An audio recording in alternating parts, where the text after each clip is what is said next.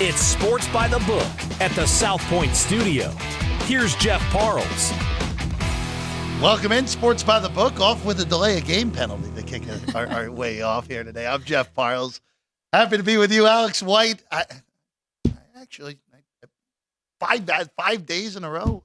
What's up with that? I almost came in on Thursday, my off day, but you had two of the legends in. Thursday was a good show. You know, when Jimmy says, "Hey, do you want me in?" It's I can't say you can't say no. Absolutely not. There's just no, you can't do it. It's got to be a yes all the way through. If Jimmy's around and he wants to be in, he's 100% welcome at every point. So, but hope you enjoyed the last few days. It is another loaded college basketball Saturday. We only have, so you know, Alex, we only have a few left of these because we are inching closer to Selection Sunday, which is March 17th, also known as St. Patrick's Day. That's right, around the corner. Yeah, hey, that will be weekend St. Patrick's Days are very interesting in this town, to put it politely. It's also strange because of how late the tournament begins this go around. So see how it all plays out over the next few weeks here in the college hoops landscape. So let's get to it. As always, let's start 601, 602 on your card. Indiana and Penn State. Penn State, of course, coming off of that, I don't want to say lucky, but shocking comeback against Illinois, down double digit with 100 seconds to go. They win the game in regulation. Now they welcome in a Hoosier team that has been a mess, to put it politely. I just don't see the rationale of keeping Mike Woodson around past the season for Indiana. The question is Dusty May going to be willing to go back home? Of course, he had spent time, was there as an undergrad at IU from Florida Atlantic. Didn't leave last year, signed a big contract, a lot of money into that program. We'll see. But Penn State, a 3.5-point favorite, total 151.5 behind us. This did touch 4 for a point earlier today, so that seems to be the point of resistance, that 4 that we saw earlier this morning, Alex. So I would only look at the home team here with Penn State. I haven't done anything yet. Got a little thrown off from that big win over Illinois. I think it could be a little bit of a letdown, but Indiana's, like you mentioned, really struggled. They're 1-4 straight up and ATS in their last 5. So I don't trust the Hoosiers at all taking the points here. So I'd only look at Penn State, but not really a strong play for me. What about you? So I tied Penn State in with another 9 a.m. game that we can talk about right now. I did a money line parlay that paid about plus 175. Tied it in with the College of Charleston. Okay. That is 605, 606. Charleston, a Kai McKeon special on Thursday. Charleston went to Newark, Delaware, and really took it to the Blue Hens, covering and winning with relative ease. Now they go to Maryland. They go to Towson, Maryland, to take on the Tigers of Towson. This is a little bit of a tricky spot because you are playing on the road against 2 pretty solid CAA teams back-to-back. Pat Scurry always has that team ready to go. They're always a hard matchup, regardless of who it is. Scurry's the coach of Towson. If you're not familiar with the smaller schools, can't really blame you. In all honesty, Pat Kelsey, it's still kind of amazing he has not gone to a major league at this point. He was at Winthrop for all those years. Now at Charleston, still pretty early in his tenure. Charleston wins. They make it difficult to be caught in for the number 1 seed in the CAA tournament. They'll get 2 home games against Campbell, where they'll be double-digit favorites next week, and Hofstra, where they'll be a favorite in that game as well. So I just tied it in. Plus 175 was the price I got. Somewhat in that ballpark, depending on what prices you get on the money lines there, Alex. I like it. It's really interesting, especially at this point in the year. You really have to look at the standings and how teams are. You also need to have an idea of what the tournament is like, whether the top 4 get a double bye, 5 through 10 get 1 bye, right? And yes. Even if they don't take every team, there's a couple conferences that just take the top 10. So it's very important. So I like your rationale there with this team really trying to seal the deal and having that top seed. Happy you brought that up real quick. CAA format is pretty generic. Everyone makes it. 14 teams, so it would technically be a bye to the quarters for 1 through 4 for Charleston.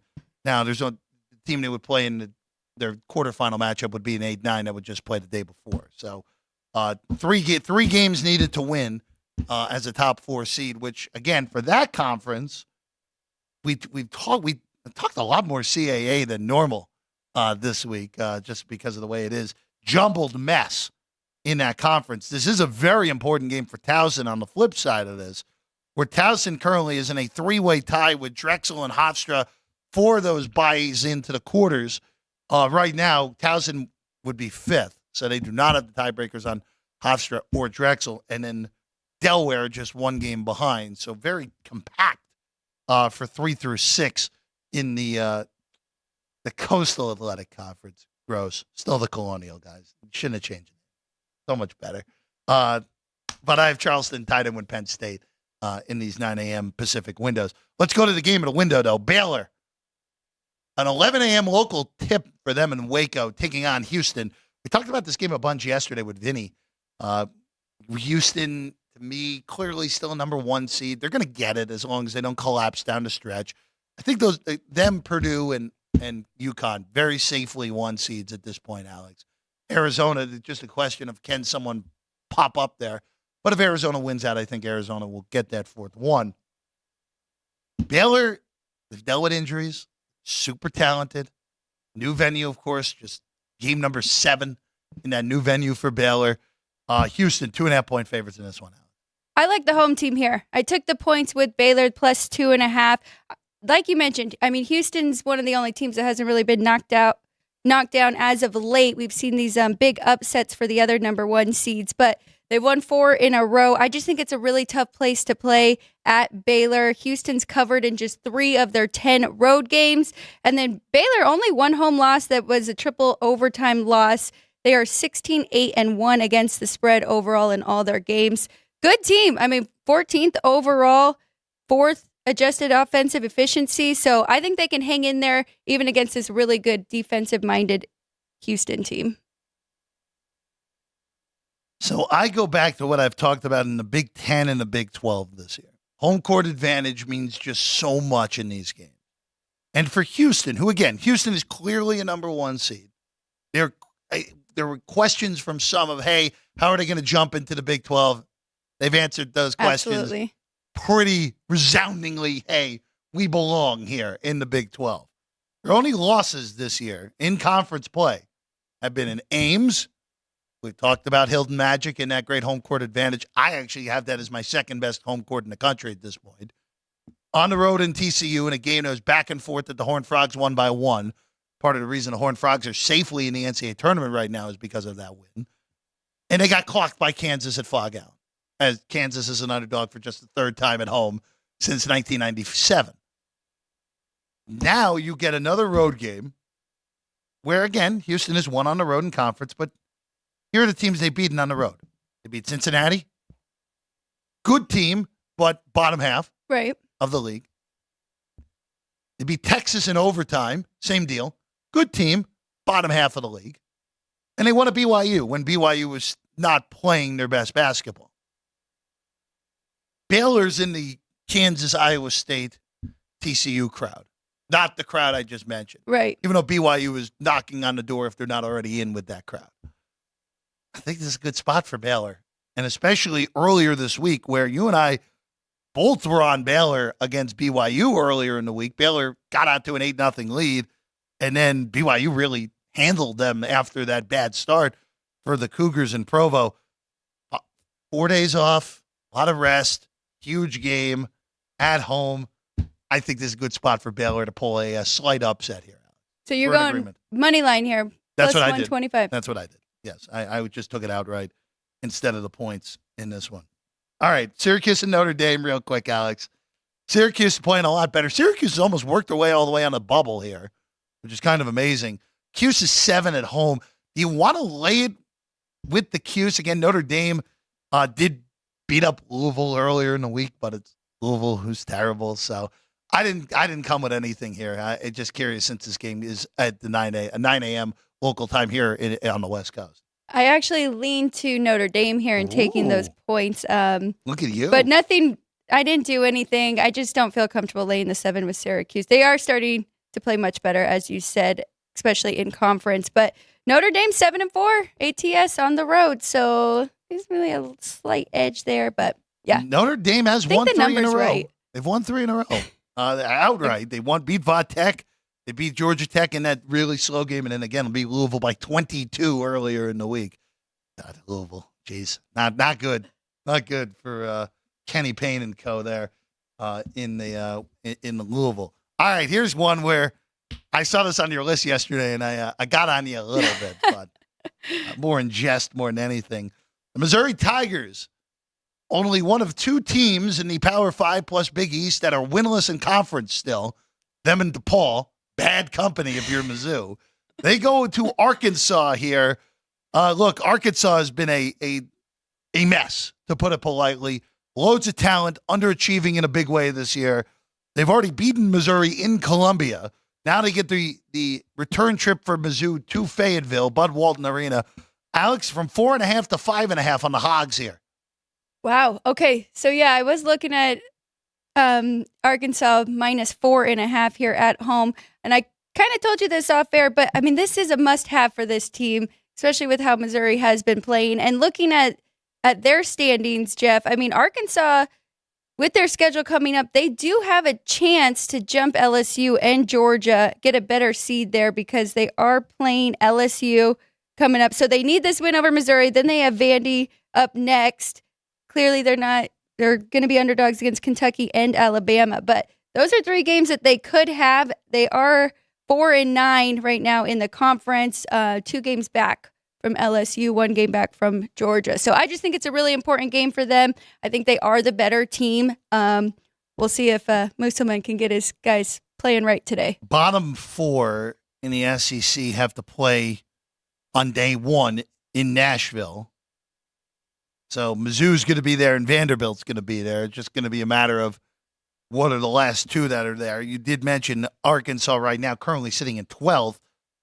You do have that heads-up matchup with LSU, would get them a season tiebreak over the Bayou Bengals if they were to win that game by enough points. They already lost LSU by 21 in Baton Rouge earlier in the year.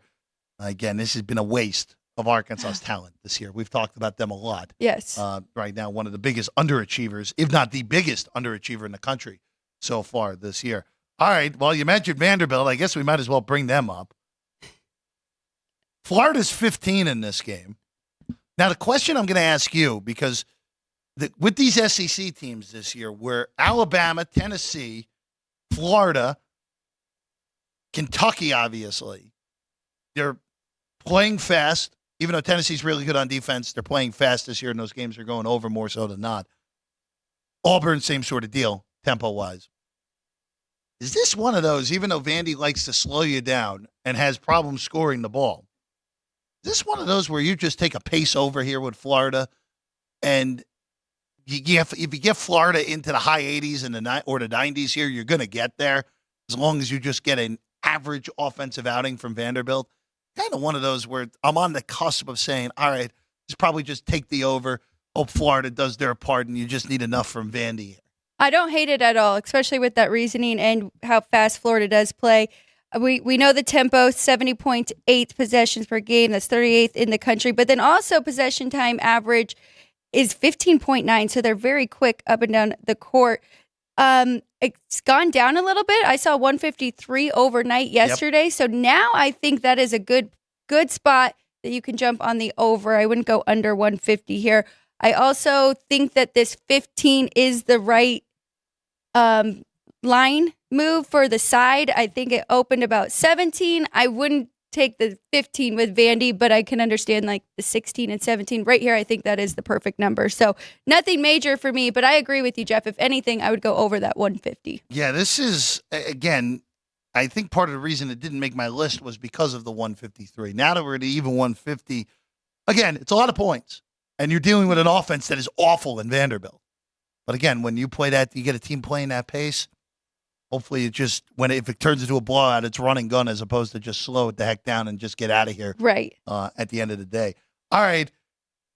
Somehow, you and I both ended up with different angles on William and Mary and Stony Brook. How? I don't know. Now, I will say this on my end. The market has agreed with me on this. I liked it at under 140.5 last night. It's down to 139. So the market and I were in agreement on that. At 139, I think you're on the teetering point.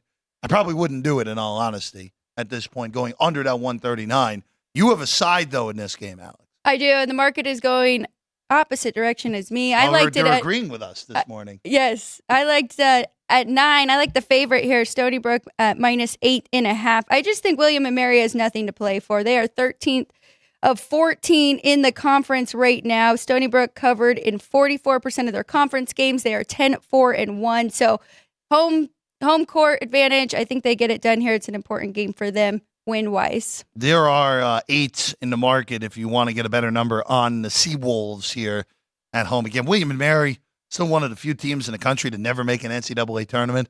It would take a lot for that to happen this year. It would take a minor miracle in Washington, D.C. to get the Tribe there.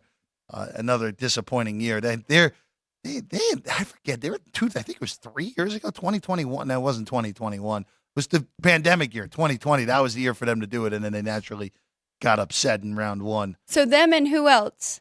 That had never made the NCAA tournament? Yes. Oh, Northwestern was the one forever until they made it right before the pandemic. I have to look that up. Okay. I don't have it on But hand. you know them for But sure. I do know William and Mary's never made an NCAA tournament for the teams that have not recently progressed up. Because William and Mary's been D1 for at least 20 years now, 20 plus at this point. Another one, big matchup, big rivalry in the SoCon here. Wofford heads to Furman. Now, you're like, all right, how are we getting on these random matchups here today? Why? This is not the same Wofford team that was in the NCAA tournament a few years ago and was actually favored against Seton Hall in a first round of the NCAA tournament. They won that game and then played Kentucky really tough. Team with Tyler Hero and company that ended up making an Elite Eight. Not the same team anymore. Young, of course, now is the coach of Virginia Tech when he was coaching that Wofford team. Alex, amazingly enough, we both have the same side here in this game. I even liked it at a worse number. It's a better number now. Wofford's an 8-point dog in this game.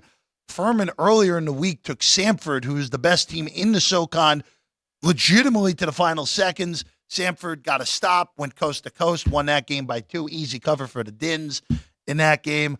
I'll take 8 very happily with the Terriers. I don't think this is the greatest of spots for Furman coming off of that gut punch loss against the best team in the conference. I completely agree. A lot has to do with the spot and a lot has to do with the number. I just think that you're getting way too many points with a team that's already beat Furman this year. I know they have revenge, but I mean, they beat them 77-67. So we know that Wofford can hang in there. They also have a chance to catch Furman for the top 4 seed, which is important as we keep talking about. So good spot here. I'll gladly take the 8.5 points. Wofford right now, 8-7 in conference play. I would actually argue they're in a better spot right now as the 6 as opposed to getting all the way up to a 4-5 because you would avoid Samford until the final. That's true. And I think Samford at this point is pretty clearly the top team in that league. And it would be, again, look, we know conference tournament upsets happen all the time, but this is Samford's auto bid to lose there in where they play that? Asheville, I'm pretty sure is where they play that conference tournament in the SoCon. All right, keep it rolling. Sports by the Book is the show. Let's keep it rolling to the 11 a.m. window here out on the West Coast. Oh, we've already been in it, actually. We'll keep it in there. Nothing for either of us on Boston College and NC State. Power 5 game. Just bring it up real quick. NC State 5, total 149.5. Nothing popped out for either of us in that. But we do go to a game that we actually had a bunch of discussion before the show here. Iowa State hosting West Virginia. This is a big mismatch. West Virginia is 17.5-point dogs. That just moved, by the way. It was 18 when the show started behind us. 17.5 on the Clones. The interesting thing here in this game is the total's been bopped up, which I can't quite understand. I know West Virginia's defense is bad, but how is West Virginia going to score? And West Virginia's been bad on the road in conference play. Now, with that said, if you're going to give me 18 points in the Big 12 conference game, it's hard to pass. And that might just be one of those, all right, Iowa State, go beat them by 25, and if you do, so be it. I'm curious. It's curious on this total move. It doesn't make much sense to me going up with the way, especially how Iowa State's going to want to play this game, where it really will be beating you by strangulation more so than anything. I completely agree, Jeff. I like the under. I like the under at 144.5. I will gladly go under that 145 here. Iowa State has held teams to an average of 56.5 points at home. West Virginia averaging just 63 points on the road. So if you like that over, it's a matter of how many points West Virginia can score, which we've talked about. But Iowa State coming off a loss at Houston, you know they are going to be ready to play, and what they do best is play defense. And then on the flip side, like you said, West Virginia not very good offensively. Their defense is actually a lot stronger. So I like the under here. Don't really understand that move. I don't mind though if you got that 18 or higher points. I mean, even 17.5, like you mentioned. It's a lot of points. A lot of points here in this one, especially Iowa State isn't really blowing out teams, right? I mean, they win comfortably, but I think that's a ton of points here. I'm a big fan of one major book out there right now is 17 minus a quarter on Iowa State. Why would you do that? Why would you do that? It's hard enough to winning on 11 to 10. You really want to lay 12.50 at 17? Yeah, good luck if you're doing that in the long run. BYU and K-State, two discussion point teams usually in this studio. K-State last weekend played that wild game with TCU that TCU ended up winning on the wild shot by Jameer Jr. Now BYU comes calling. This is a brutal back-to-back for a team that hasn't had to do this yet, where BYU, again, right now, currently 6th in the Big 12. Not good for me at the moment. I need them to slide a spot. They go to the Octagon of Doom. Kansas State I really don't think is any good, but it's a major home court advantage. And this is a stretch for BYU where they get Kansas on Tuesday at the Fog. So they're doing the Sunflower double here, these next two games. I think this is the same sort of thing with what I did with TCU going there last week. Kansas State better than them? No. But that home court advantage just means so much. And I think this is a pretty weird spot for BYU. Yes, it's the first of the two back-to-back in Kansas. But if it was reversed, it'd be an auto bet on Kansas State. Like if BYU was playing Kansas today and then we're playing K-State on Tuesday, I would be betting K-State on Tuesday. A little more hesitation, but I still like the Wildcats. We'll take it. If you can find an even money, take an even money. If not, I'll just take the point instead of for the extra 5 cents to just have the out of a 1-point loss. Everything you're saying is correct. I should be on the side of Kansas State. I just don't trust them that much. Hence why I was on the opposite side of you last week with TCU. But I do think this is a good spot. I think everything you're saying makes sense. I just don't trust Kansas State. Although another point is when they did go to Provo, they kept it very close, 72-66. Now they are on their home court. I think this is a great spot for them. I think they can get it done. I'm just not betting it today. Let's go to a game that has a whole bunch of steam, at least this morning, even though it seems to have slowed down. There's some 3 in the market right now on Duke and Wake Forest. Wake Forest favored. Yes, Wake Forest favored here in this game against Duke. Now, we talked about it yesterday. The analytics for Wake Forest are much better than what some of the bracketologists out there, including Lunardi, think. Right now, entering the weekend, Wake Forest is team number 69. That would be the last. That'd be the last team missing. If they win, I think they're safely in. I think their analytic profile is pretty good. As long as they don't dump one of those games to either Notre Dame or Georgia Tech the last few games, if they win today as a short favorite, I think they're good. I don't think they're winning. I like Duke. Now, we saw this matchup not too long ago, 12 days ago in Cameron Indoor. Duke kind of messed around in that game, won that game by 8. There was some questionable officiating, to put it politely, on the side of that favorite Duke, which not shocking at Cameron Indoor at all, Alex. But I just think Duke's a lot better than this team. I'm just a little surprised that the market has been so aggressive. I understand the desperation factor. I understand that the market may not like Duke as much as the analytic profile. I just think the Blue Devils are better here. We're going to take Duke. I'm with you. I completely agree with everything you said. I think it's a little overreaction for Wake. Even though they have been very good, they're 14-0 straight up at home, so I'm assuming that number right there has a lot of people betting them, but 11-3 ATS. On the flip side, Duke is playing their best basketball, 5-0 straight up and ATS in their last 5. Like you mentioned, just saw these two, won that one by 8. I think they Wake Forest is outmatched here with Duke. So I'm on money line here too with Duke. Moving along here. Arizona, earlier in the week, swept by Wazoo as a double-digit favorite in both games in that series this year. Now they play Washington, who is really not any good. Alex, here's a question on this. 16.5, even 17 in the market here. This is like the most blatant bounce-back spot you're ever going to see. A team with, I've said it multiple times, I think Arizona's the most talented team in the country. I just don't trust their coach. And Caleb Love is not the guy I want with the ball at the end of the game, even though he ends up with the ball at the end of the game every time for Arizona in close games. But we're dealing with a pretty significant mismatch here. I don't know if I can get there laying 16.5. That is a ton. And even if you're looking just first half here, if my screen wants to update, you're really interested in laying 9.5 in the first half, Alex? Ooh. That might be the better angle here.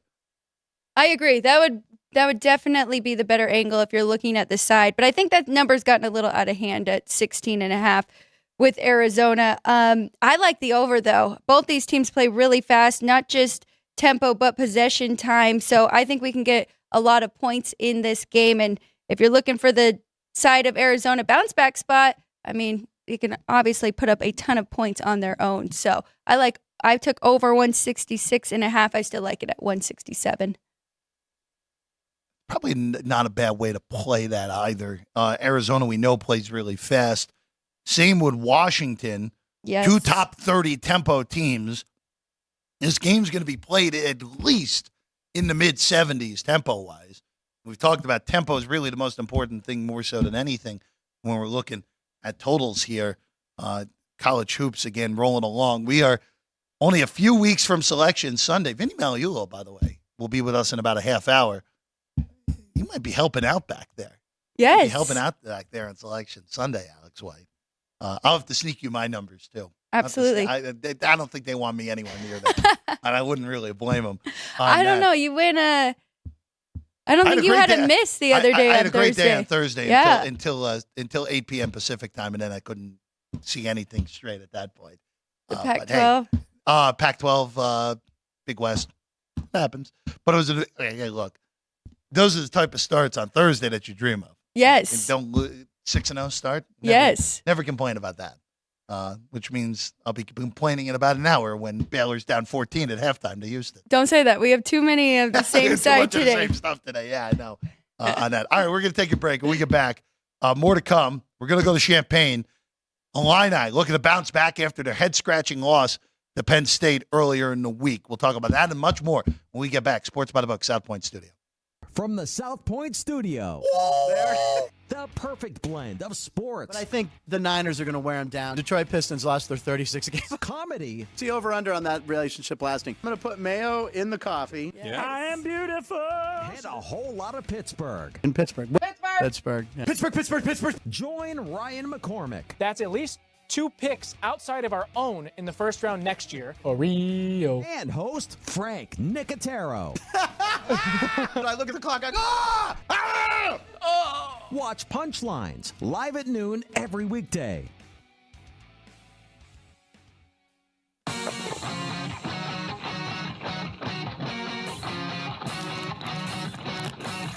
Once you've satisfied your hunger, get ready for more of the hottest casino games in Vegas. Our 24-hour, 30-table non-smoking poker room proudly hosts all the most popular poker games with a variety of betting limits. Visit the poker room for a schedule of daily tournaments. Whether you're going to hold 'em or fold 'em, the best place for poker is at South Point Casino. You'll notice that our craps tables are usually the loudest in the casino. If you've never played, join one of our free craps lessons to find out what makes this game so exciting. check with the craps dealer for schedules, and give it a roll. Bingo is also an exciting way to spend your time. We offer 7 sessions of bingo every day. And each session includes a cash ball jackpot, 12 bingo games, a progressive double action game, and a $10,000 bonus coverall. Electronic units are available. If you haven't played bingo with us, give it a try today. Guests can also get in on the action at our one-of-a-kind race and sports books. 2 separate rooms designed to maximize your experience and comfort. Our sports book, with over 400 seats, puts you right in the middle of the action, 24 hours a day.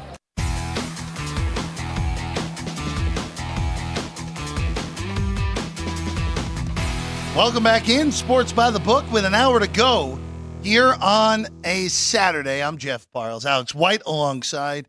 Shout out to the crew as always. Caden, Sean, Drew Dog in the corner there doing great work as always. Vinny Malliula will be with us in a half hour. We're getting rolling at these 9 a.m. Pacific tips.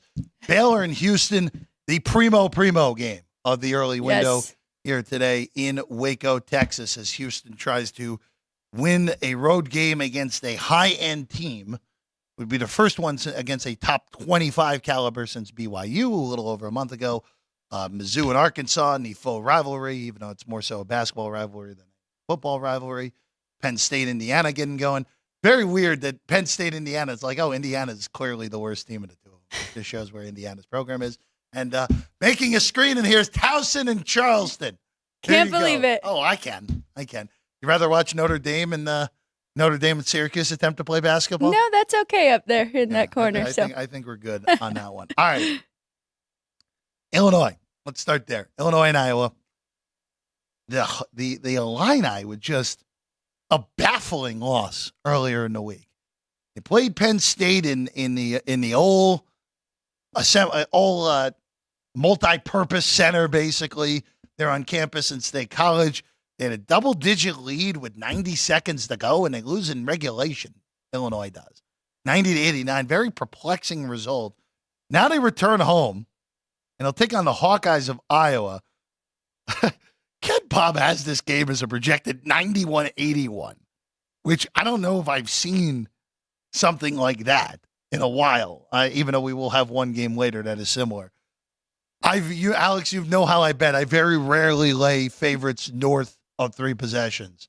I think this is a dynamite lay with the Illini today. This is just a classic get back home, play a team that plays no defense, a team that you match up with pretty well. I think the Illini roll here. I think I'd up to 10. I would be willing to lay 10 in this spot with the Illini. I think they go ahead and roll the Hawkeyes here in this one. Yeah, you mentioned great bounce back spot here, but I think the number's just right. I'm not going to touch this game, but pretty crazy what you said with Ken Pom and their projection, how high scoring. Yeah, 172 on this game for Ken Pom, and the market's 167. Right. I mean, we know Iowa, they do like to play fast, and then we know, like you're saying, Illinois should have their way offensively here. So I don't mind either one. I think both numbers are right, and I would lean to the favorite and the over here. Let's go to Cincinnati at TCU. This is a very important game for Cincinnati. Very important game. These teams have already met once. A wild overtime game earlier in the year. Cincinnati got the miracle cover in that game when they were basically covering for none of the 45 minutes and then ended up covering at the end as a 3.5-point favorite. The scene shifts to Fort Worth. It's up to 5.5. You and I both like the favorite here at 4.5. It's close at 5.5 for me. It's close. I don't think I don't know if I love that. I don't know if I love it that much at 5.5. I do think TCU does cover that 5.5, but you're missing a point. I mean, that is, if there's key numbers in college hoops, it is that 5 and that 6 more so than anything else. I completely agree. I did lay the 4.5 overnight. I do think TCU is the right side. They're averaging 83.5 points at home, shooting 50% from the field. So that's very good. Cincy averaging just 30. Oh, I was going to look at the first half as well, because that might be another angle that you could take with this line move. But Cincy averaging just 30.7 points in the first half on the road. TCU 40.3. So I think that might be another angle that you could take here with TCU. But I do definitely think the home team is the right side. It is a really important game for Cincinnati. Where you look at the bracketology, Mm-hmm. you look at their resume, Cincinnati just doesn't have enough quality wins in the conference. Now, they have a great Q1 win at BYU. They have a great Q1 win at Texas Tech. TCU, I'm pretty sure, is Q1. I have to double check that. Central Florida barely in Q1 with the road win, not the home win, but the road win. They have their opportunities here, these next two games. The problem is the remaining home games are against K-State and West Virginia, who were two of the worst teams in the conference. Won't be Q1 wins. Road-wise, they're 5.5 here. They're going to be double digits in Houston or next in the middle of the week next week. And then Oklahoma, they're going to be a dog. Got to find two of those. It's tough. And I don't know how they find two of those. And then, look, you make a run in Kansas City? Sure. But as of right now, Lenardi has them as Team 75. So next 4, but still not there. Right. Still not where do you need to be if you're going to find a way into the NCAA tournament for the Bearcats. Again, Wes Miller's done a good job, all things considered, with NCAA ineligibility issues, all sorts of ridiculous stuff like that early on in the year. All right. One of the darlings of the SEC, South Carolina, on the road in Oxford today to take on Ole Miss, who the analytics have hated Ole Miss all year.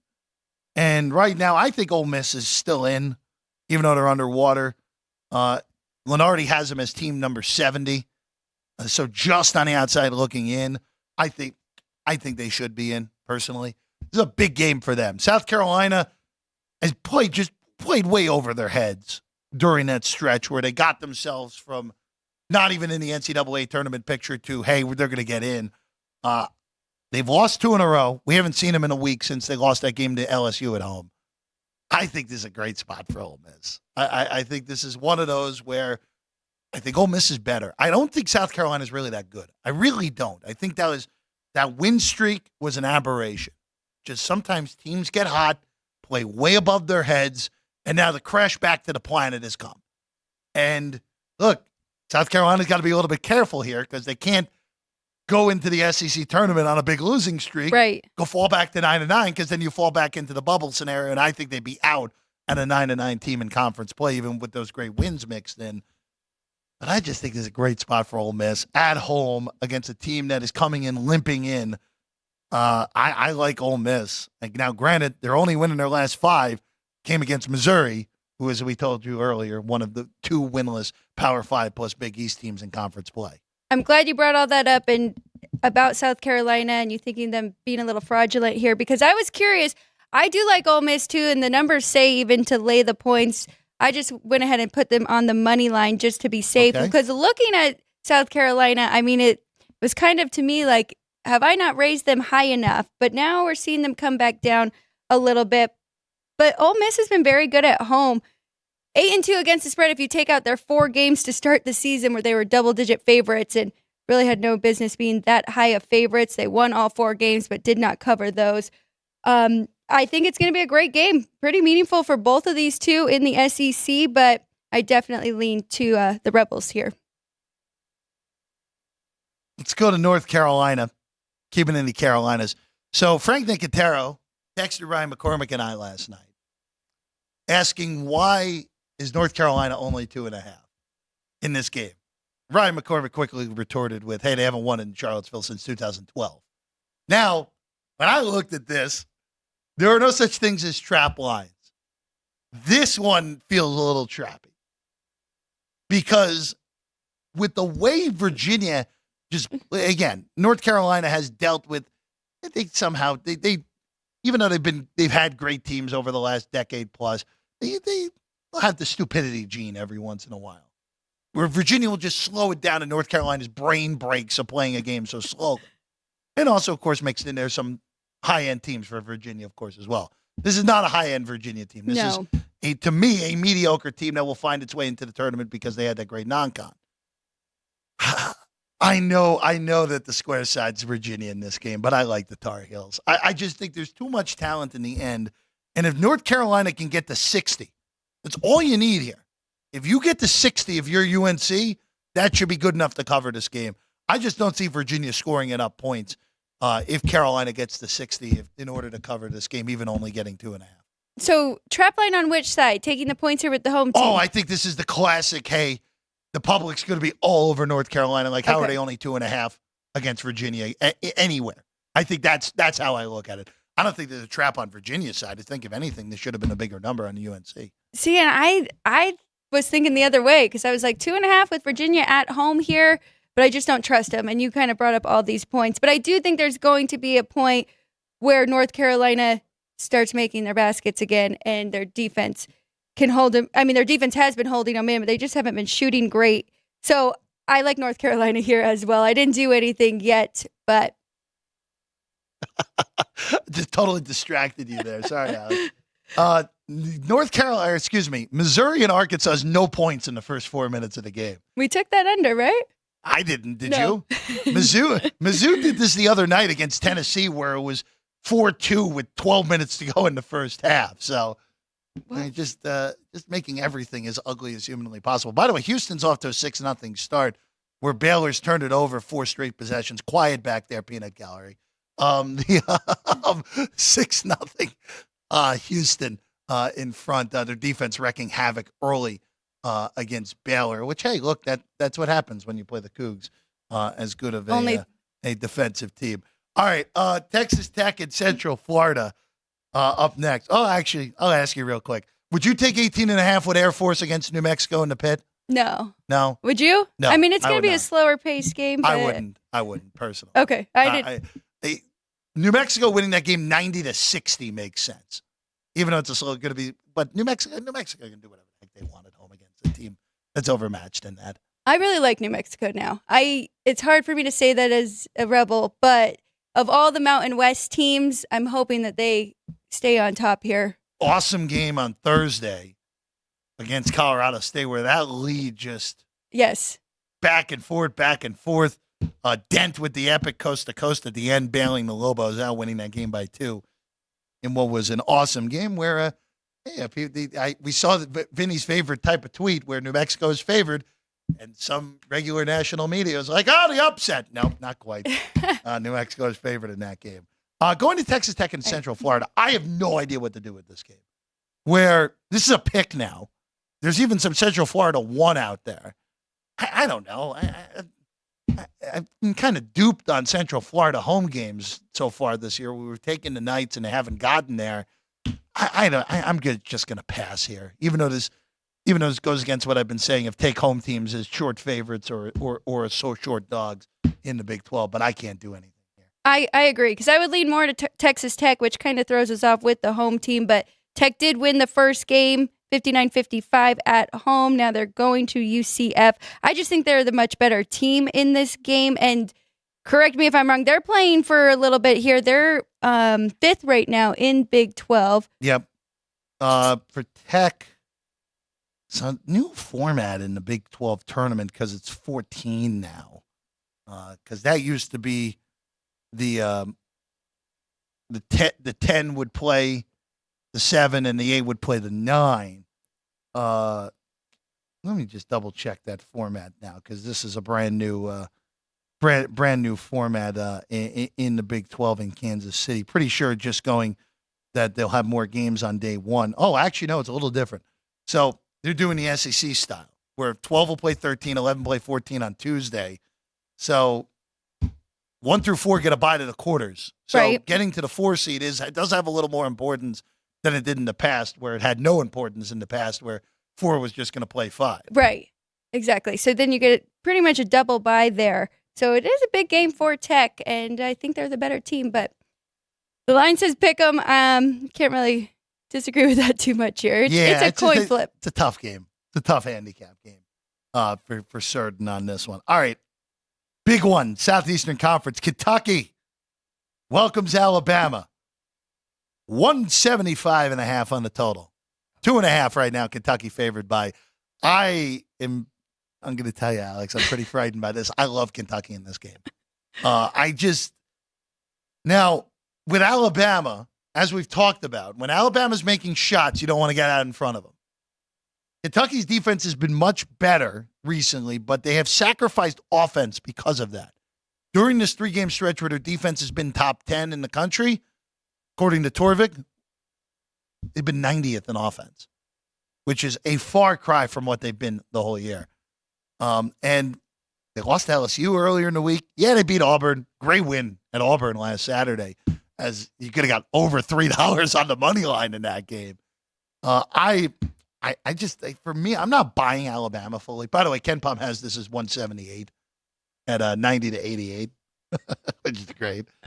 But again, when you play like Alabama does, more so than what Kentucky is, and you're so reliant on the 3-point shot, Right.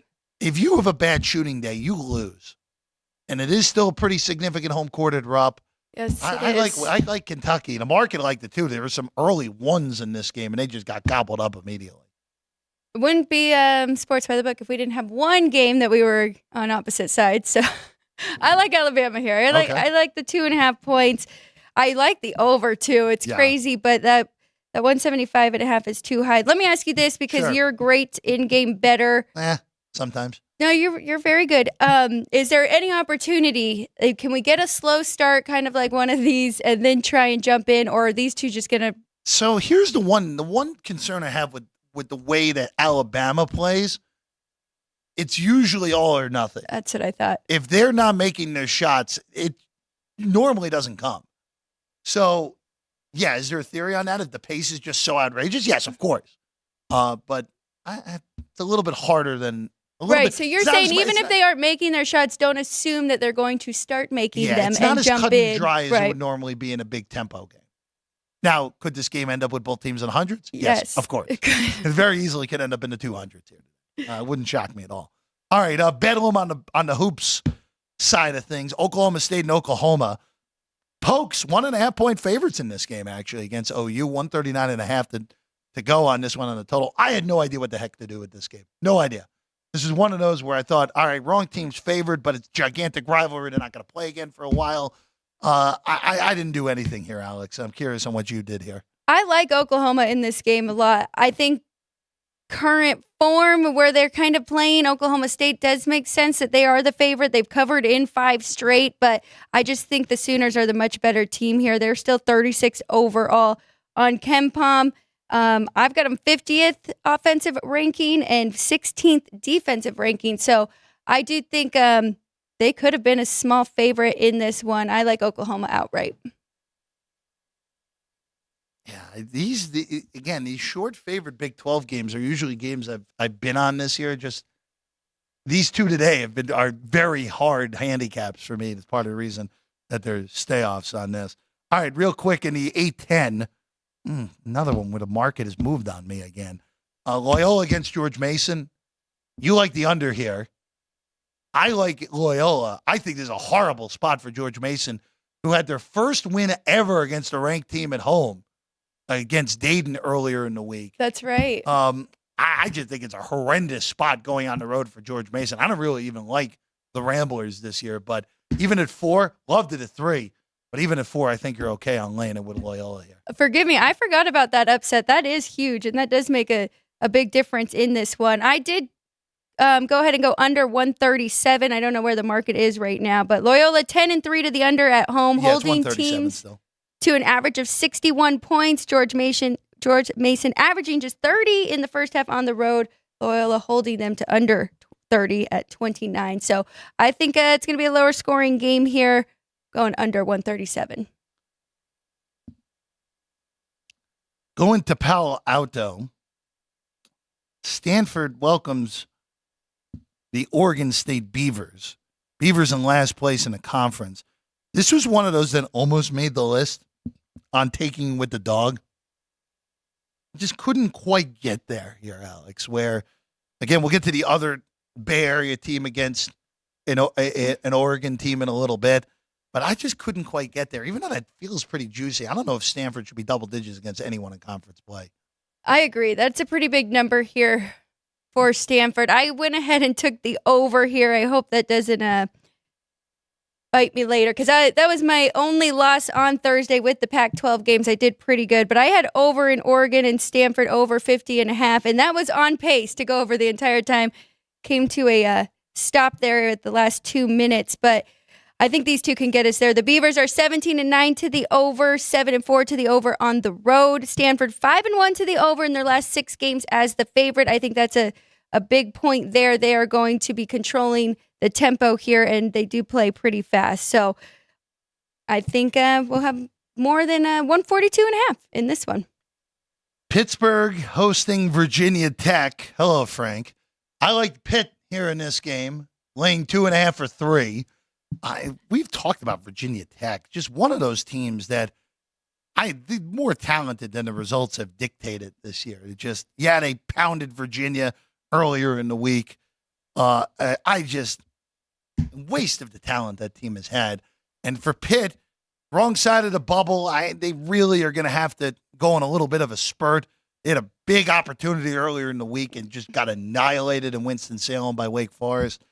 But I like Pitt in this game. I thought this game should have came 5, actually, Alex. I completely agree with you. That's the whole thing right there. I think Pittsburgh should be a lot bigger favorite here than just 3. I think you're getting a good number because of that result that we saw the other night, which I was on the wrong side there with the Panthers. But Virginia Tech just 3-9 straight up and against the spread on the road this year, averaging just 77.5 points.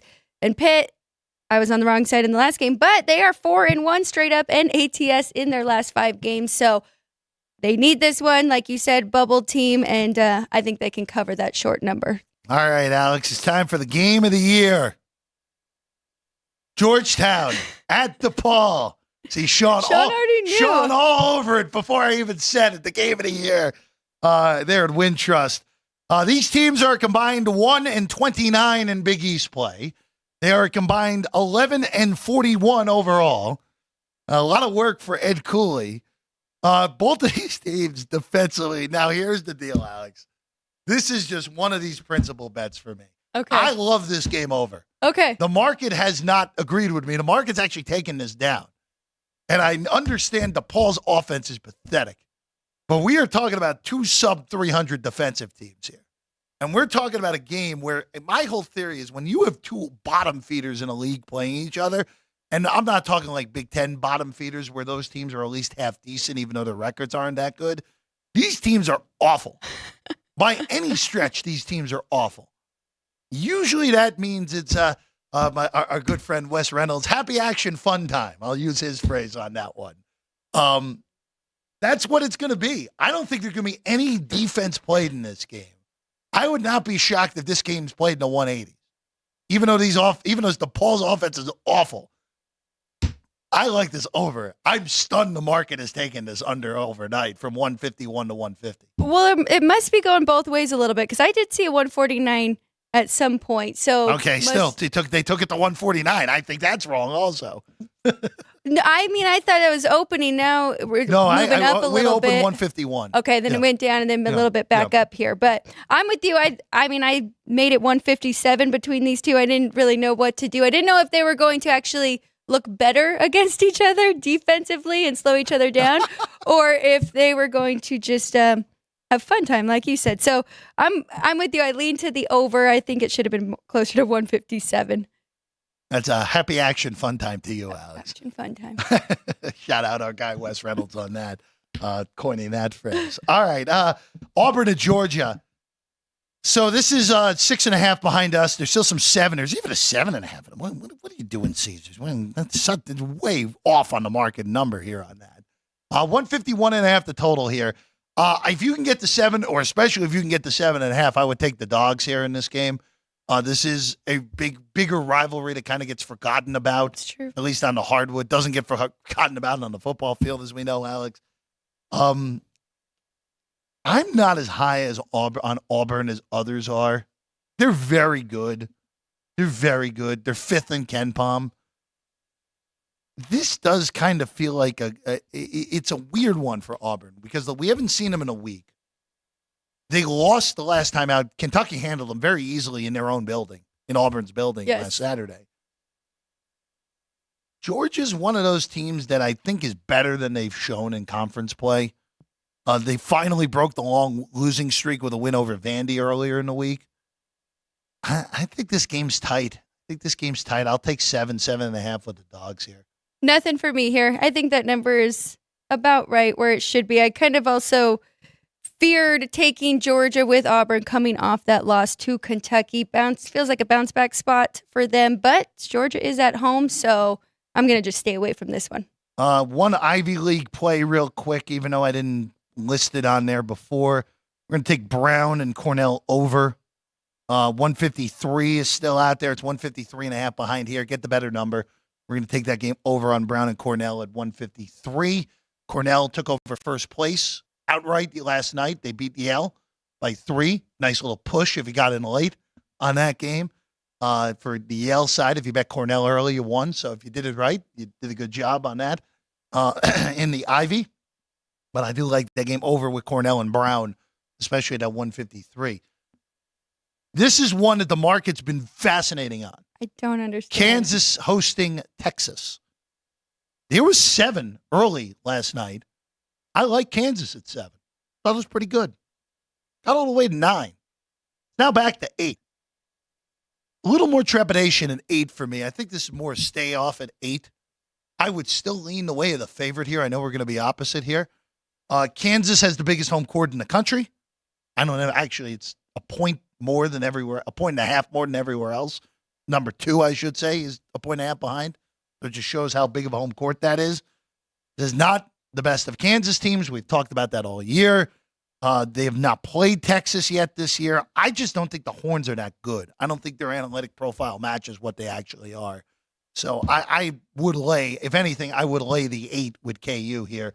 We got the 7 last night, even some 6.5 early. Job well done. I still like the favorite, though, even not at the best of numbers. Well, it sounds like the sportsbooks don't think Texas is quite that good either because bettors, yeah. Yeah, and the bettors because they moved it up here. But I mean, even at 7, I thought that was way too many points to be giving Texas. Kansas is good at home. They're 13-0 straight up, and I mean they've been for years. But just 6-6-1 against the spread. I think Texas can keep this close, especially with their high-powered offense that they have. So I like Texas here getting that many points, even at Kansas. Looking at Oregon and Cal next. This is an interesting one as well that popped for me on Cal. Cal had to come from behind at halftime earlier in the week. They beat Oregon State in their building there in Berkeley. That's actually one of the better coaching jobs that's not getting recognized in the country by Mark Madsen. And I know that's weird to say about a team that's 12-15, but where Cal has been over the last almost decade at this point since that one NCAA tournament appearance that they had with Jaylen Brown, where they lost to Hawaii in the first round. I think it was 2016. Wow. I think I have to double check that now, but they've been nothing since they randomly got Jaylen Brown to Berkeley. It's a heck of a coaching job. I mean, last year they won 3 games. The year before that, they were 12-20. They won 9 the year before that. I mean, their best year was the pandemic year at 14-18. So, yeah, I mean, it just hasn't been good for Cal. I do like them today, actually. I think this is worth a little bit of a squeeze on the money line if you want to take that as opposed to taking the 2. Oregon is just one of those teams where I don't think they're any good, personally. I know they're 18-8. They're not even in the next 4 out for Lunardi, which I think tells you all you really need to know about what this Ducks team is this year. Because if you told me before the year Oregon's 10 games over 500 this late into the year, probably an 8 seed. But just not as good as that record has showed, Alex. Really, in general, right, with the Pac-12, it's a pretty down year. On the Pac-12's, look, they're definitely getting 2. Definitely 2. They're definitely getting 2 because they're getting Wazoo and they're getting Arizona. After that, the only other team in the bracket right now or in consideration for the bracket is Colorado. Right. That's it. So the Mountain West could very easily end up with 3 times the bids, very easily, of the Pac-12 in the final year of the Pac-12. All right. Speaking of the Mountain West, Boise in Wyoming here.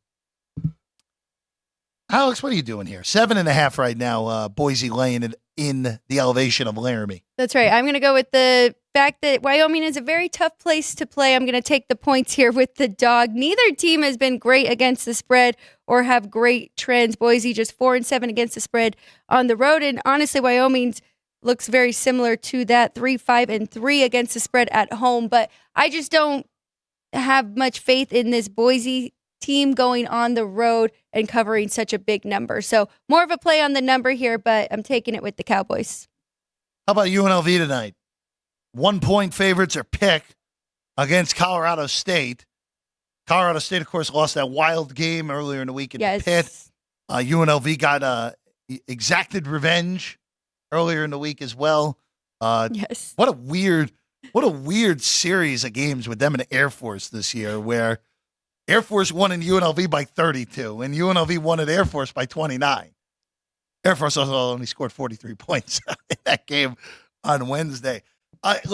Colorado State, to me, is clearly the better team here. I get why this is a pick. I did have Colorado State pop on mine, but I'm going to stay out of this when it's all said and done, Alex. Just very weird spot for both of these teams coming off of, again, the blowout by UNLV over Air Force and Colorado State just playing an epic on Thursday against New Mexico. Yeah, bad spot for both. It's kind of hard to handicap this one.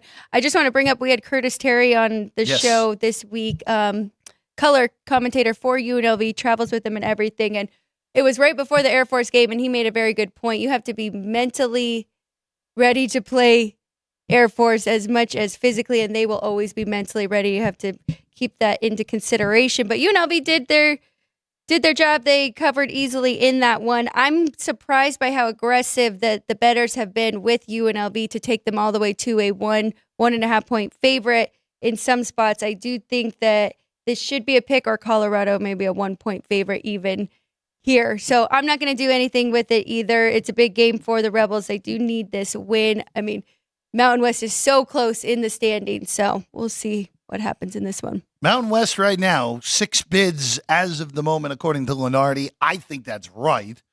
And, it'll be interesting if somehow, again, I don't think, outside of the top 6, I think UNLV is the only one that could possibly bid steal right now in the tournament at Thomas and Mack in a few weeks. Very hard, but I think that's the only team that could possibly bid steal. I just don't see that happening. Wonder what that pricing will be when we get there on a conference tournament. Always love taking a few darts throughout that conference play. All right, one more before we bring. Well, we know they can beat New Mexico, but beating the same team 3 times now in a year seems hard. Like it even tougher. Hard, but sometimes matchups win out, Alex. Right. Villanova and UConn. Before we bring Vinny in, Connecticut 12-point favorites, 133.5.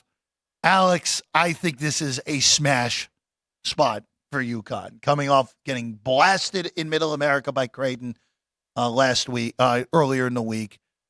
I just think this is even though it's a big number, I have a hard time passing this with UConn against Villanova. Okay, so you're laying it. I would with lay the the Huskies lumber, yes. At home. Nothing for me here. I mean, I think you're right. I think the spot here screams Connecticut, but I also think the number's just right, so I'm going to stay away here. And I don't really know about this Villanova team yet. I haven't figured them out. I just don't think they're any good.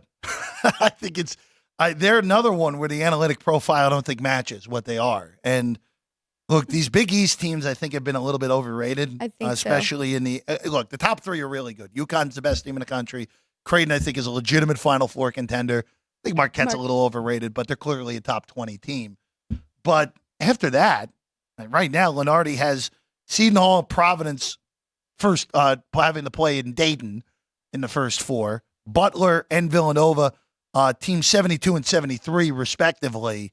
I don't see Villanova or Butler, personally. Even if Butler had opportunities this week in Bloom to really get themselves on the right side of the bubble. All right, we're going to take a quick break. When we get back, Vinny Maliulo will join us next, going through what we've seen from behind the counter, a few other games to get to, and much more. Sports by the Book, South Point Studio. We have 11 amazing restaurants featuring a wide variety for every price range and appetite. South Point's Garden Buffet has something for everyone at unbeatable prices. Or if hunger strikes in the middle of the night, join us at Coronado Cafe. The American menu offers breakfast, lunch, or dinner 24 hours a day, plus a Chinese kitchen for authentic Chinese dishes from 11 a.m. to 11 p.m. From steak and eggs to wonton soup, it's fast and friendly service 24/7. When you need a quick pick-me-up, you can find it at our state-of-the-art Starbucks just inside the main South Point entrance. Order ahead with the Starbucks app for easy mobile order pickups. Or enjoy your favorites in the relaxing dining area anytime, day or night. If you love Mexican food, Baja Miguel's has all of your south of the border favorites. There are dozens of classics to choose from, like fajitas, ceviche, chimichangas, tacos, and more. And for spirit lovers, Baja's colorful non-smoking tequila bar is right outside.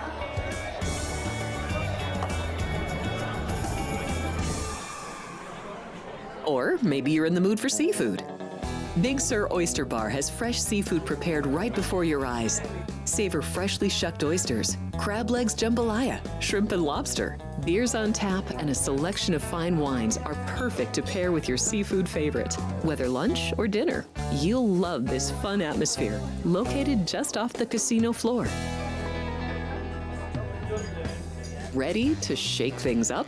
Step back in time and treat yourself to one of the oldest restaurant chains in the country. Steak and Shake, famous for original mouth-watering steak burgers and hand-dipped milkshakes in a variety of flavors. For some old-fashioned fun, try Steak and Shake.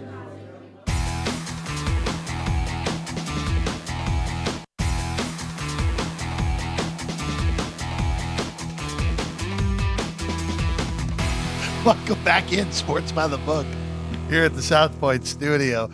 It's never good when you hear "uh-oh" from our guy Sean back there, but just had to wait.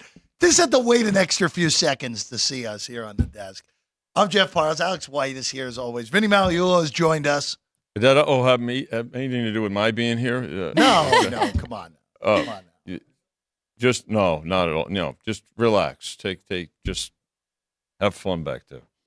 Hi, Alex. Hi, Jeff. Hello, Vinny. You've been working a lot. A little bit. Well, I mean, of course, always back there, but on here as well. Well, listen, I'm just trying to pass the audition. See if I make the cut. I think you've made the cut. I'm just saying. I think you've made it a few times. I just want to make sure that I can contribute. So I just want to add, we talked about this a little bit, you, me, and Jimmy yesterday. Yeah. Because these monster cards on the Saturday. Yes. Are obviously, again, 100-plus games. Mm-hmm. Great scheduling by College Hoops to give us like 9 tomorrow on a Sunday. Even though tomorrow I believe we have one big-time one tomorrow. Well, somewhat big-time-ish. Creighton St. John's is good. Yeah, I think when you look at let's see what Creighton does after their big win against Connecticut, and then St. John's with the whole. Well, Patino's very Patino with one of the weirder press conferences I've ever seen from a high major coach, where sure as heck seemed like you. Which press conference? Well, the one after the Seton Hall debacle, where the worst experience of my life for this year. That's always reassuring to say that. Even though, again, I still think Patino's one of the 3 best coaches going in college hoops. Regardless. But on a day like this, where we talk about this, and Jimmy brought it up yesterday, people come in, bet these 9 a.m. games. Right. Hopefully they win a ticket or two. Mm-hmm. Go right back to the window, bet the 11 a.m. games. Yeah. Win a ticket or two. Come back and bet the 1 o'clock games and just keep it going on that 2 hours. Well, so if you look at the general public practice, right, it's let me bet a game at a time. Now, maybe tie in those 11s to the ones, maybe some multi-leg, some parlays and things like that. But for the most part, it's let's see how we're doing on this first game, and then roll into the next set of games and things like that. Compared to professional bettors who a couple of nights ago made their prices, right? If you look at Alex making prices, let's say Thursday night, Friday morning, knowing that we're going to put up the overnights for today, yesterday, right? And getting a jump on the early numbers, right? So a good exercise by professional bettors, a good exercise from our side of the counter, because here's the thing, otherwise you're sitting there at 6 o'clock, 7 o'clock on Saturday morning, loading 140, 150 games, put them up on Friday, and give people an opportunity to bet on the overnights and get a little bit more handle and things like that. So I always enjoy this time of year, the Fridays, because to get that kind of action in advance is both, it's good business in a couple of ways, not just from the handle perspective, but basically knowing and comparing your numbers to pros out there. So it's a great exercise. And you got to be quick because Kansas State plus 2.5 at home was only up for how long, Jeff? Oh, I didn't even see it. You didn't? No, I didn't even see it. That was less than a blink. It was a wink. So maybe that was just a projected opening line. I thought you were lying to me when you said it You was did? 2.5 this morning. Maybe it was Kansas State, like a projected actually, open. BYU, we did open, I think we opened 2. You opened we did 2, open I 2 think. yesterday afternoon. And I think we were talking yesterday, Jeff. What did I make that game? Did I make that? You and I differed on that because I made it BYU 1. Right. And I think you said 2 actually. I think you said where you opened it. I had it right around 2, 1.5 to 2. Yeah. So again, it could come back. Otherwise, it's one-sided action, which we don't necessarily. Well, we had a limited 2-way action on the desk today. We had a lot of agreement, which is usually a telltale sign that something's off.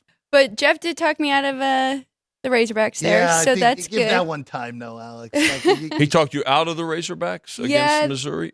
I was going to lay Well, at 4.5, and then it was 5.5 today. Wait so a then minute. it was You think he was just too going much. to go against Mizzou? I know. Are you crazy? He's Of course you have to go against them this year, Vinny. Wow. It's them and DePaul. Oh, by the way, as we talked Wait about a minute. I'm not so sure. No, them and DePaul are the only 2 Power 5 plus Big East without a conference. Without a conference win. Yeah. Yeah.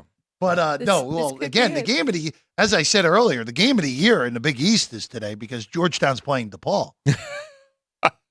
Well, it's you look at these you look at the conferences and there's some pretty strong differences between the upper half and the lower half.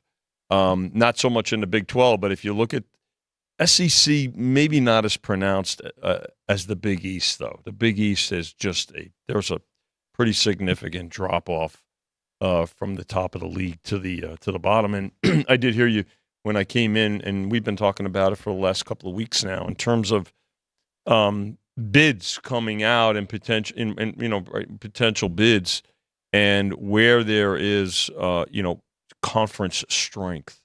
And again, we do power rate teams, but also rate conferences as well. And I think when you look at the difference this year between, let's say, the ACC, the Big East, the Pac-12, certainly, I think a little bit in the SEC. I don't think it's as pronounced as the other 3 conferences I mentioned. And you compare it to the Mountain West, I think you're going to see a pretty good representation from the Mountain West this year, compared to those traditional those Power 3s that I mentioned. Yeah, we were saying it before. In Mountain West right now projected at 3 times the amount of bids as the Pac-12. Yeah, I think, double the amount of bids as the Big East at the moment. Yeah, and I think that's so. We've still got 3 weeks. Selection Sunday's 3 weeks from tomorrow. I mean, the stretch drive of the conference play is going to be important. There are teams that have big games. You look at today, Wake Forest is an enormous game for them at home against Duke. But you look at how they're going to play these games out, and then of course, conference tournament play is going to be an important factor as well. Some of those upsets when they actually win the conference championship and they aren't accounting for those teams, then you start to see a lot of movement there. Yeah. It's fun.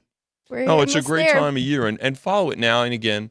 You start to get an idea and a feel for teams, not only overall performance but depth. Kansas certainly a top program. They need to get healthy. They don't have a whole lot of depth. Not a great perimeter team. I mean, the majority of their points come from inside the arc. Compared to a team like. I mean, you look at this Alabama-Kentucky game today, it's, one of the higher totals on the board. And, so look for styles of play as well.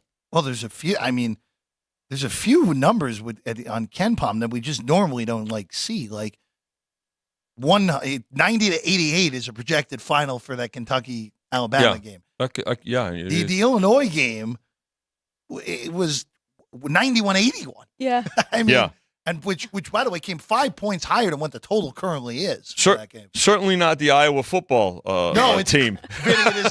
We've talked about this in the past. It is amazing that Iowa football can look like they do, which is barely college football at this point, especially on offense. And then Iowa basketball, basically. Exactly. The track meet. That's it. Run. Just run it. By the way, Alex, good stay off with Notre Dame. 42-16 Syracuse at the under 4 timeout.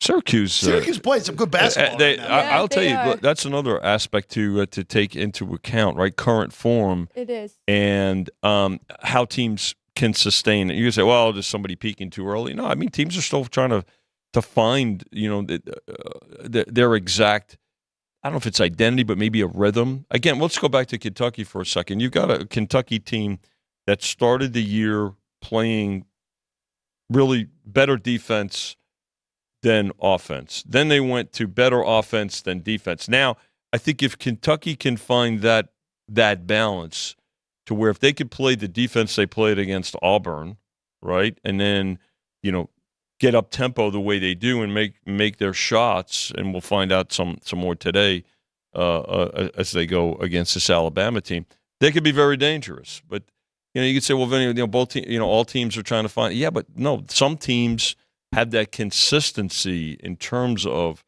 whether they're an up-tempo and offensive style of team, and it's they're from the perimeter, or they're just a grind out. Let's play really lockdown defense and things like that. So Kentucky's got the ability to do both. The question is, does Kentucky have are they going to put it together? And if they do, they'll be a very dangerous team in next month. It looks like Houston has it figured out and together. I have to tell you, first half here, 36-22 over Baylor. In Baylor, and that's a great point, Alex, because when you by the way, that game held pretty steady. It didn't move. 2.5. Not a lot of. We opened at 2.5 yesterday afternoon, and it's right there. So, I think that anybody who was questioning how Houston's transition to the Big 12, was going to be, I mean, it's been answered for quite some time now. And again, you'd go to the Big 12. I don't think it's going to be a surprise that they should lead the conferences in terms of bids for the NCAA tournament. Going to the SEC real quick, we haven't touched on this game yet. A&M hammered Tennessee earlier in the year in College Station. Yeah, it's part of the reason they're still on the right side of the bubble, according to Lunardi. Every time I watch them, I don't think A&M's really a tournament quality team. They have some win. They beat Kentucky at home as well. Yeah, 10.5. Market has bet the Vols in this game, Vinny. Was it as high as 11 with a total of 146 here? Actually, we opened at 11 yesterday, did open at 11. and they took the A&M. They took the 11. A&M, Jeff, to your point, spot on. They're a different team at home. That's a tough environment. They love to play at home. And again, college basketball, the home court advantage is significantly stronger than, say, the home court in the NBA. But this game here, I think we'll see Tennessee money as we get to it. This is a primetime game. It's a 5:00 Pacific start. I suspect that we'll see Tennessee money as we get closer to tip-off. But again, A&M much better at home than on the road. I don't think that's really surprising. Buzz Peterson's team, they get up. They play a different style. They play with just a lot more energy in their building. Nothing for me here. I do think A&M is a little inconsistent here. I would like to take the double digits, but I don't trust them. So lean towards Tennessee. Just don't want to lay that much either. Going to Newark, New Jersey next. Some openers here, other than here, Vinny, there were some 4, 3.5, even early. They got gobbled up, and then you guys opened 5. It hasn't moved since you guys opened it. on this one with Seton Hall and Butler. Total 143. A very bubbly game here with these two teams. Yeah, it is. But I've got to tell you, you talk about current form. Seton Hall, a dangerous team. You know, that's another thing you want to look at. Who's kind of playing, whether you want to call it sneaky good or, kind of under the radar and things. I don't think Seton Hall is under the radar if you look at teams, in their conference. Playing well and with some quality wins, good discipline, good rotation. And so, Seton Hall's one of those teams. I would suspect that when you look at Joe Lunardi, who does a consistent job. I mean, I think he's constantly looking at his ratings and updating, the folks over at Ken Palm, and everybody's paying real close attention. But Seton Hall's one of those teams that I think they've bounced in and out of the field of 68. I would say right now they're probably in, and I haven't looked at Joe's. Seton Hall is currently. Let me double check. I haven't looked at it today. Seton Hall, I think, as the last bracket was in the first four. Yeah. Okay. So, which they've earned it, honestly, and so I think it's probably going to come down to them, a team like them. Syracuse, you mentioned earlier, Jeff, is playing that that way. Alabama's kind of turning things around a little bit as well. I mean, I think he's probably got Alabama in. Oh, Alabama! Right, Alabama's could be like a three. Yeah, I'm just not Alabama. Get them.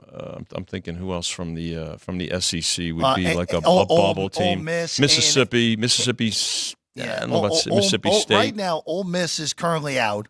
He has them as Team 70, so just on the outside. They could, with a good week, they could be in the first four. They play South Carolina today. That was a game. Great game. That was a game Alex and I talked about earlier. We agree. We both like the Rebs in that game at home as a short favorite. Yeah. Mississippi State right now a 9 seed according to Lunardi. Yeah. I really don't like that team. I don't think they're that good, but I get why they're in. Another team that's far superior at home. They're we haven't talked about that game yet. They're on the road in Baton Rouge today. They're a 2-point favorite on the road. I didn't have it on my list, but I do kind of like the. I know it's a weird spot for LSU, where they've beat South Carolina in Coll last weekend. Mm-hmm. Then they flip around and beat Kentucky earlier in the week in Baton Rouge. Hard to put together 3 straight games like that, but I do lean to the Bayou Bengals. Current form, another team. Both of these two teams are much better at home than on the road, and they're in a rhythm right now, LSU, and they're a dangerous out for sure. So I could see where, even though we've held steady right now at 2, I think there'll be some support for the home squad here. Looking at that Butler Seton Hall, Jeff, I did want to ask you: is there a point where you take the points here with Butler? It's already up to 5. You're close to being at that point.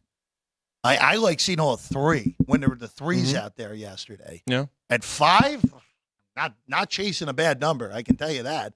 I'd like to be getting 6 with Butler before pulling the trigger on that game. Well, or just kind of wait and maybe if you don't get it, pass.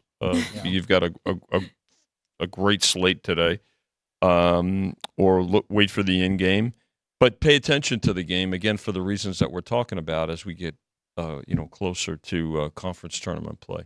Alex, are you doing anything with Colorado and Utah tonight? Buffs 7 at home in Boulder.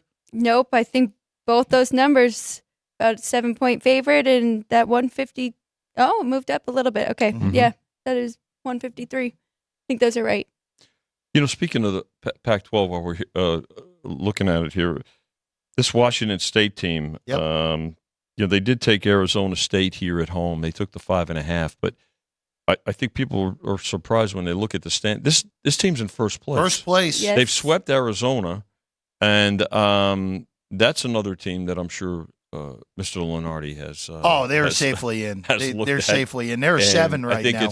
I think it's surprising to a lot of folks that here we are with 3 weeks to go before Selection Sunday, and of course the Pac-12 tournament here in Las Vegas. that Washington State is atop the standings. He won't win it, but if I had a national coach of the year vote, I would vote for Kyle Smith. He should definitely be in the conversation, Jeff. Win. To your point, that's a fair statement. If he would have my vote at the moment, just because can't ignore it.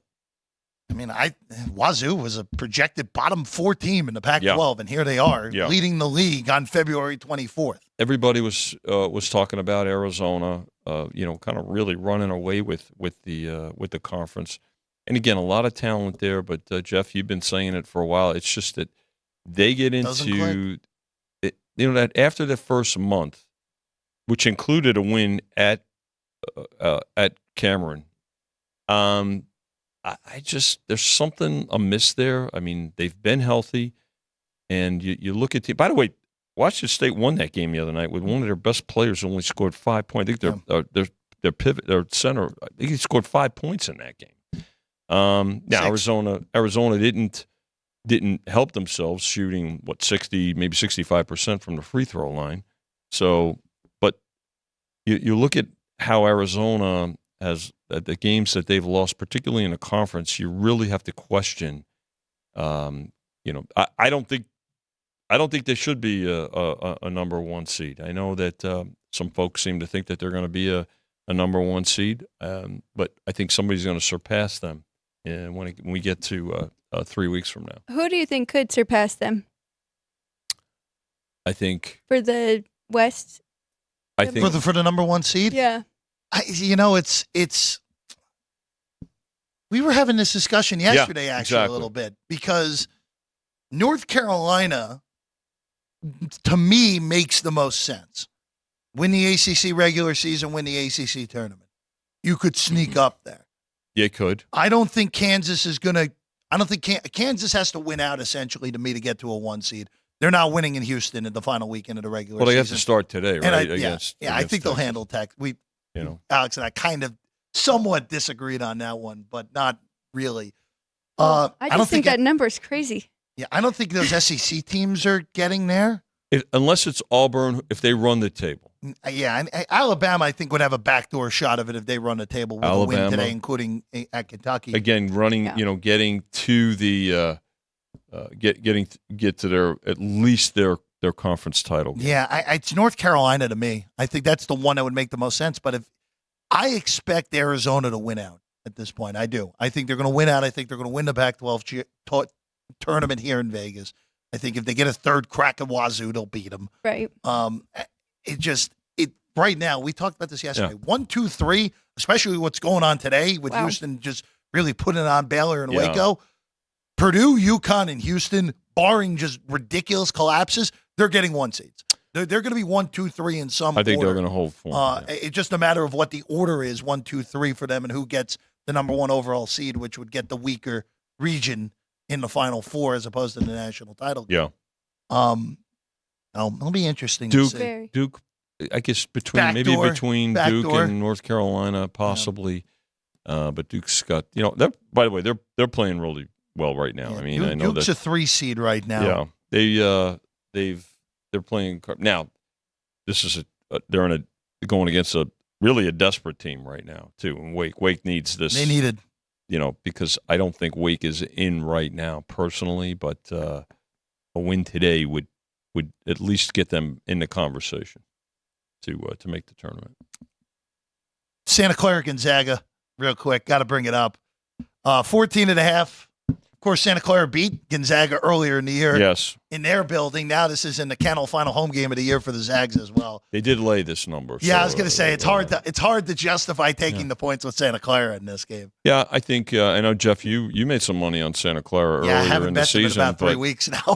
and you got off them, I think, at the right time here. But Gonzaga, again, not the same Gonzaga. Certainly a lot of talent, but not the Gonzaga we've seen in recent years. And the transfer portal did not go their way. No, it did not. The way it did for some other teams. But they are betting the Zags today. A lot better as of late and in conference play. Fair, I mean, really, yeah. I know it's just them and St. Mary's, but they really have turned it around. I think Ken Pom might have them still a little bit too high, the Zags, but they have been a lot better. Nothing for me, though, because you're right. It's hard to justify taking the points here with this revenge spot in Gonzaga at home.